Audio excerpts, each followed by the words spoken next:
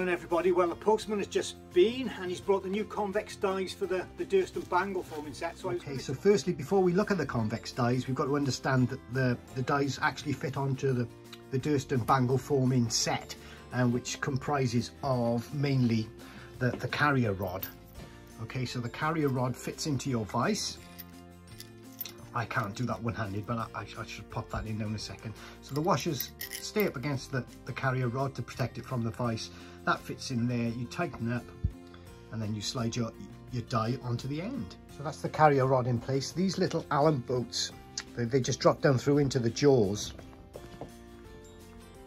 of your vise. So you just then tighten them up so that the washer is on the top, protecting the carrier rod. Okay, I don't know whether you can see that there. And then you just tighten the vise up, which holds it nice and firmly in place. Then, depending on what kind of bangle you're making, you pop on your die. This is one of the flat dies from the original bangle forming set, obviously used to make the flat bangles, used to form the flat bangles. So you'd start off with the larger 60mm die, form your shape, and then to get that, if it's an open cuff bangle, to get that sort of ovally shape, you take that off and you go over onto the smaller 40mm, just to shape your ends to get that sort of oval shape. All right, so you could start from sort of roughly 40mm in from the ends, just to form that ovally shape. Okay, but like I said, you'd start off the larger 60mm, you'd pop it on, pop one of the little circlips in, just to hold it in place to stop it coming off when you're working it with the nylon hammer that comes with the original bangle forming set.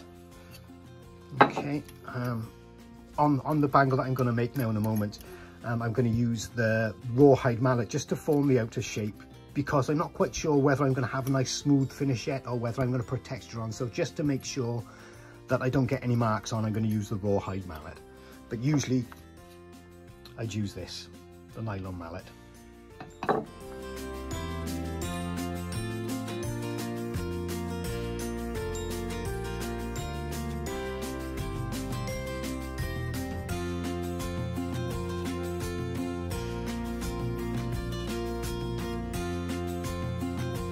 Okay, so here's the convex die going on. Just slips onto the carrier rod. Put the clip in, and it's all nice and secure. Simple as that. So it's just a matter of now getting your length of metal, popping it on and shaping it up.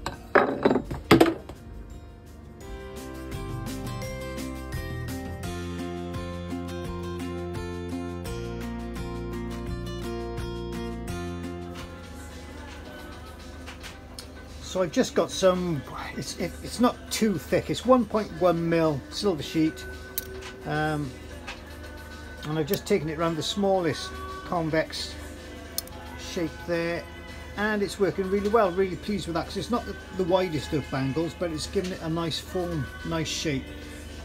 So really pleased with that so far. Let's keep it going. I've just got the bangle out of the pickle after soldering, because it's a little bit of a wider bangle. It's a bigger bit of metal to get hot to solder the joint together. So I used the Smith's little torch, but I also used the Cyclone Flame Durston handheld torch to give me a bit of extra heat. Made myself a little oven, if you like, to keep the heat bouncing around, and it went quite well. It doesn't seem to be much fire stain at all. Seems to have joined okay. The test is now I'll get it back on the bangle dies and give it a bash, and if it stays together, it's worked. So we'll have a look now.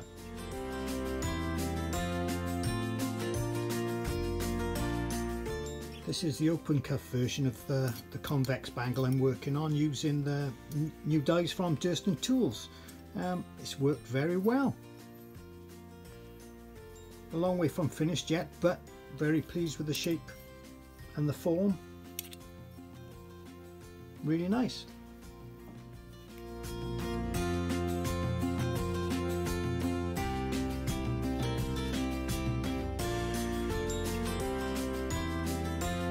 Okay, so all in all, the new convex dies are a great addition to your Durston bangle forming set. Gives you more variety for the shapes of bangles you can make.